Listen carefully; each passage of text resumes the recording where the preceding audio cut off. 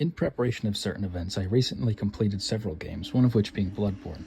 Don't murder me for saying this, but personally, I didn't really enjoy the game that much. My taste in games is usually centered around fast-paced combat and more vibrant colors, so basically I have the attention span of a 4-year-old, and Bloodborne didn't really meet those standards. Regardless of my opinion though, one thing the game does right, intentional or not, is the way it implements common fears into its locations and enemies, whether it be bugs or spiders or even people. Though there was always an underlying feeling that this may be the case, this revelation came to me in the Forbidden Woods, where not necessarily powerful, but still just as spooky snakes littered the forest path. In full disclosure, I am afraid of snakes. My mom is probably the one who instilled this in me, since she's more afraid of them than I am, but either way, I made quite the fuss when I had to cross this section of the game. It was only until after I had gone to God that I could push through this area, but I consider myself lucky that I only died to the shadows of Yarn a few times. I bring all this up because it shows that fear finds us in all sorts of places, even in video games. I know it's not real life, so there really isn't anything to be afraid of, but hear me out. The snakes of the Forbidden Woods may not have been powerful or real, but they gave me an unrealistic idea of how deadly they were. Even these little dinky things seem like the biggest adversary I'm facing in the game. The same goes for real scenarios. Fear and anxiety creep up on us at the worst moments and can blow our problems out of proportion. But that's where God comes in.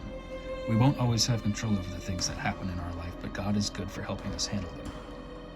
Don't pay attention to the rules card lingo, but Psalm 23, probably the most known psalm of them all, puts it no better.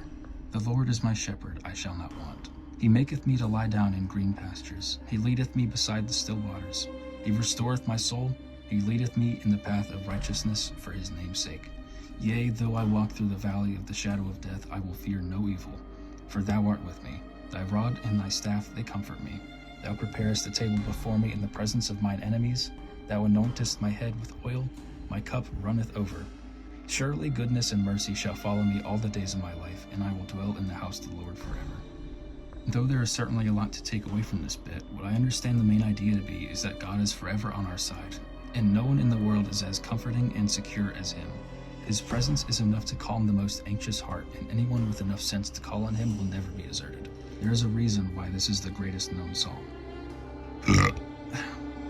Besides the truth it bears, the meaning this carries thanks to its author is just as important as the message itself.